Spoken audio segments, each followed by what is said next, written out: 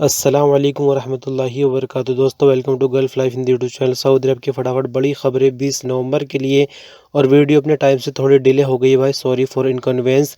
और आज की खबरें काफ़ी ज़रूरी है, तो वीडियो पर अंत तक बने रहे। तो चलिए खबरों का सिलसिला शुरू करते हैं। आज की न्यूज़ बुलेटिन की शुरुआत में सबसे पहले सबसे बड़ी खबर आपको ये बता दें कि सऊदी अरब के minister of information and broadcasting Majid Al Kazbi ने कहा कि वैल्यू एडेड टैक्स बढ़ाने का फैसला इतना आसान नहीं था। बहुत कुछ सोचने के बाद ये फैसला किया गया था, यानी मजबूरी काफ़ी ज़्यादा थी। और कोरोना की वजह से जो देश के हालात थे वो काफ़ी ज़्यादा ख़राब हो चुके थे, तो मजबूरी में वैल्यू एडेड टैक्स बढ़ाने का फैसला किया गया था। यानी आपकी जानकारी के लिए बता दें कि जो गवर्नमेंट एम्प्लॉयज़ सऊदी अरब में, उनकी सैलरी तकरीबन मिलियन रियाल से ज़्यादा की बन जाती है। तो उन दिनों पेट्रोल के रेट इतने डाउन थे कि जो सैलरी होती है सरकारी एम्प्लॉयज़ की वो भी नहीं निकल पा रही थी। इसी के चलते यहाँ पर वैल्यू एडेड टैक्स 10% बढ़ाया गया था, यानी पहले 5% टैक्स था, उसके बाद उसको 15% किया गया। लेकिन आगे माजिद अल कज़बी ने कहा कि जैसे ही हालात ठीक होंगे, यानी इकोनॉमिकल हालात जैसे ही ठीक होते हैं, सब कुछ नॉर्मल हो जाएगा, कोरोना ख़त्म हो जाएगा, तो दोबारा से इसको रिव्यू किया जाएगा। यानी जो वैल्यू एडेड टैक्स है 15% नहीं रहेगा, अब इसके बाद ये घटकर 5% पर आ जाएगा या फिर 10% रहेगा। इस बारे में खुलकर कोई जानकारी नहीं मिली है, लेकिन उन्होंने ये बात बोली है कि जैसे ही हालात ठीक होते हैं तो इस पर दोबारा से नज़र डाली जाएगी और जो भी बेहतर होगा आप लोगों के हक़ में किया जाएगा। यानी आने वाले वक्त में इंशाल्लाह जैसे ही कोरोना से हालात ठीक होंगे तो सऊदी अरब में वैल्यू एडेड टैक्स घटाया जाएगा, 15% टैक्स नहीं रहेगा। जिन लोगों की वीज़ा स्टाम्प हो चुके हैं लॉकडाउन से पहले, यानी स्टाम्पिंग की कार्रवाई होते होते सऊदी एम्बेसी में वीज़ा उनकी पहुंच चुकी है और काम फाइनल नहीं हुआ था, या जिनकी वीज़ा स्टाम्प होने के बाद लॉकडाउन के चलते फ़्लाइट बंद हो गई और सऊदी अरब नहीं आ सके, तो उनकी वीज़ाओं पर काम जारी है। इस बारे में कुछ दिन पहले भी आपसे बता चुका हूँ, फिर से ये खबर आई है।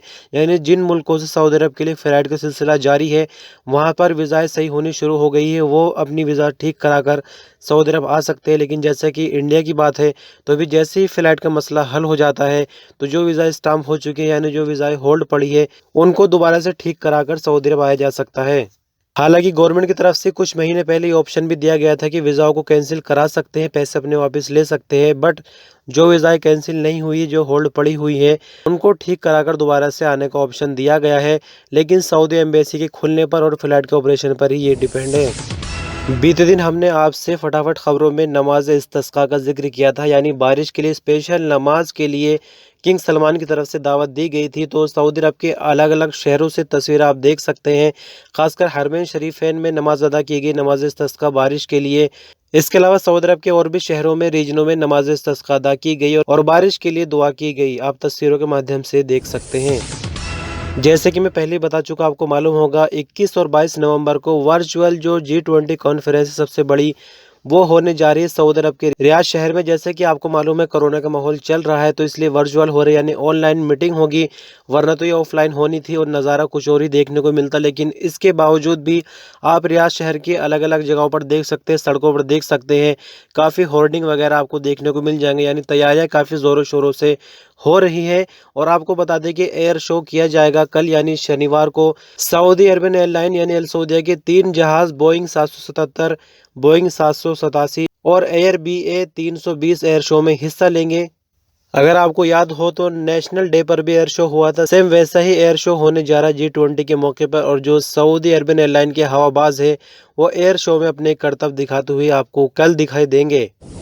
सऊदी अरब में बीते दिन कोरोना के केसेज में अचानक से उछाल देखने को मिला, लेकिन देखा जाए तो रिकवरी भी बराबर ही रही। बीते दिन की रिपोर्ट की अगर बात करें तो कोरोना के जो नए केस है वो 319 रहे। इसके बाद सऊदी अरब में कोरोना के मरीजों की संख्या बढ़कर 3,54,527 हो गई। बीते दिन की रिकवरी अगर देखी जाए तो 441 रिकवरी है, जिसके बाद अब तक कुल रिकवरियों की संख्या 3,41,995 हो चुकी है।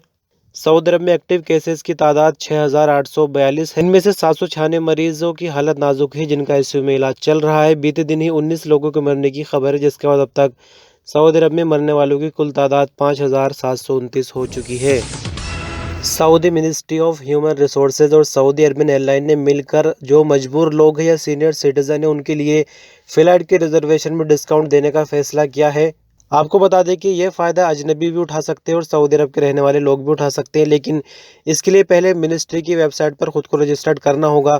यानी पहले से आपका सर्टिफिकेट बना हुआ हो कि ये बंदा मजबूर है या ये फिज़िकली डिसेबल्ड है या फिर ये सीनियर सिटीज़न है, तभी आप इसका फ़ायदा उठा सकते हैं। इसका तरीका ये है कि सऊदी अरबियन एयरलाइन की वेबसाइट पर लॉगिन करना होगा, रिजर्वेशन वाले ऑप्शन में जाना होगा, वहाँ पर अपना इकामा नंबर या फिर नेशनल ID नंबर एंटर करनी होगी, डेट ऑफ बर्थ डालनी होगी, इसके बाद अंग्रेज़ी में अपना नाम लिखना होगा, उसके बाद इकामा या फिर ID नंबर की एक्सपायरी डेट वहाँ पर दर्ज करनी होगी और इतना सब कुछ करने से अपना आप डिस्काउंट वहाँ पर दिखाई देगा। यानी पहले से बंदा मिनिस्ट्री ऑफ ह्यूमन रिसोर्सेज के पास रजिस्टर्ड होना चाहिए, तभी उसको डिस्काउंट मिलेगा और जो पूरा उसका डेटा है इकामा नंबर या फिर ID नंबर पर रजिस्टर्ड होता है।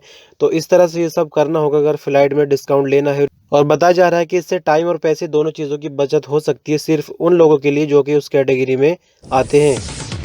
सऊदी अरब में मक्का मुकर्रमा म्यूनसिपैलिटी ने पब्लिक ट्रांसपोर्ट प्रोजेक्ट की जो डिटेल है वो जारी की है। ये प्रोजेक्ट 3 अरब 515 मिलियन रियाल की लागत से शुरू किया जाएगा और इसमें 400 बसें, 450 बस स्टैंड और 12 रोड शामिल होंगे।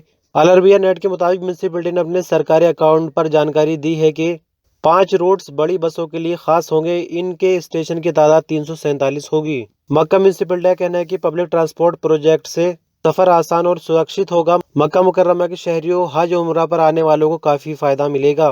म्यूनसिपैलिटी ने अपने बयान में कहा कि सेंट्रल स्टेशनों का 5% हिस्सा पूरा कर लिया गया है, जबकि बस स्टैंड और रोड पर 29% काम हो चुका है। बस डिपो का काम 40% अंजाम दिया जा चुका है। 80% बसें म्यूनसिपैलिटी के पास पहुंच चुकी है। ओवरऑल देखा जाए तो प्रोजेक्ट का 29% हिस्सा पूरा हो चुका है।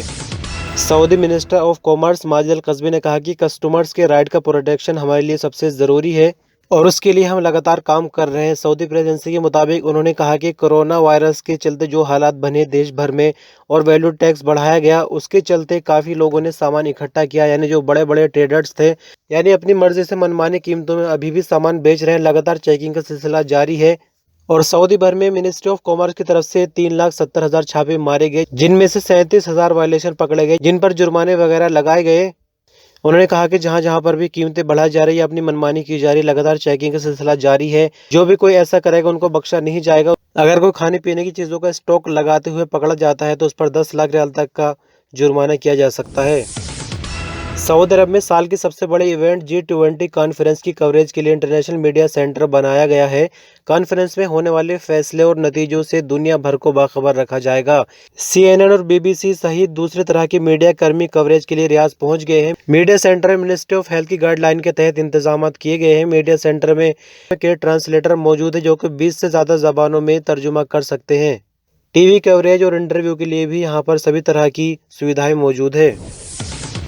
सऊदी अरब में पब्लिक सिक्योरिटी डिपार्टमेंट ने अपनी ऐप कुल्लुना अमन का नया वर्जन जारी कर दिया है, जिसमें कुछ नए फीचर ऐड किए गए हैं। अरब न्यूज़ के मुताबिक इस ऐप में छेड़छाड़ करने, इंसानी स्मगलिंग और साइबर क्राइम की रोकथाम को भी शामिल कर दिया गया है। यानी पहले सिर्फ आम तरह की कंप्लेन इस एप्लीकेशन के जरिए की जाती थी, लेकिन अभी यहाँ पर और ऑप्शन बढ़ा दिए गए हैं। ज़्यादा जानकारी के लिए आप ऐप स्टोर या फिर प्ले स्टोर से कुल्लुना अमन एप्लीकेशन को डाउनलोड करके देख सकते हैं। ताइफ म्यूनसिपैलिटी का कहना है कि उसने शहर की एक बड़ी मशहूर दुकान को बंद करवा दिया, जिसमें ग्राहकों को अंदर आने से पहले टेम्परेचर चेक करने वाला वर्कर गेट पर नहीं बैठा हुआ था। दरअसल पूरी जानकारी के मुताबिक आपको बता दें कि किसी भी दुकान या फिर शॉपिंग मॉल में अंदर जाने से पहले गेट पर टेम्परेचर चेक होना चाहिए, जो कि बहुत ज़रूरी है। ऐसा ही मामला ताइफ में देखने को मिला। यहाँ पर जब चेकिंग की टीम पहुंची तो गेट पर टेम्परेचर चेक करने वाला वर्कर बैठा हुआ नहीं था। जब अंदर जाकर चेकिंग टीम ने पता किया तो पता चला कि यहाँ पर वर्करों की कमी, इसके चलते ऐसा किया जा रहा है, जिसके बाद म्यूनसिपैलिटी ने दुकान को पूरी तरह से बंद करा दिया गया है। फिलहाल टेम्परेरी दुकान बंद की गई है। अगर जो कमी वो पूरी कर ली जाती है तो दुकान खुलने की इजाज़त दोबारा दी जा सकती है। अबहा पुलिस ने गाड़ी में पेट्रोल डलवाने के बाद पैसे दिए बगैर पंप से फरार होने वाले सऊदी को गिरफ्तार कर लिया है। एक लोकल सऊदी अखबार सबक के मुताबिक मिनिस्ट्री ऑफ इंटीरियर के स्नैपचैट अकाउंट में कहा गया है कि एक सऊदी ने अबहा के एक पेट्रोल पंप से गाड़ी में तेल डलवाया था। जब पैसे देने की बारी आई तो उसने वर्कर को छुरी दिखाई और धमकी देते हुए मौके से फरार हो गया। पुलिस ने कहा कि जैसे ही हमें खबर मिली, पेट्रोल पंप से CCTV कैमरे की मदद से भागने वाले सऊदी की पहचान कर ली गई और बहुत ही कम वक्त में उसको गिरफ्तार कर लिया गया है। पुलिस ने कहा कि लोगों की सलामती के लिए खतरा बनने के अलावा छुरी के इल्ज़ाम में उसे पब्लिक प्रोसिक्यूटर के सामने पेश किया जाएगा। सऊदी फोटोग्राफर खालिद आल मंसूर ने मक्का मुकर्रमा रीजन के अंदर आने वाली कमिश्नरी कनफदा की तहसील कोस की मशहूर वादी यबा की कुछ तस्वीरें सोशल मीडिया पर शेयर की है। तस्वीरों के माध्यम से आप देख सकते हैं मक्का मुकर्रमा रीजन की कनफदा कमिश्नरी की कुछ खूबसूरत तस्वीरें। बहरहाल खबरों का सिलसिला यहीं तक। शुक्रिया, अल्लाह हाफिज़।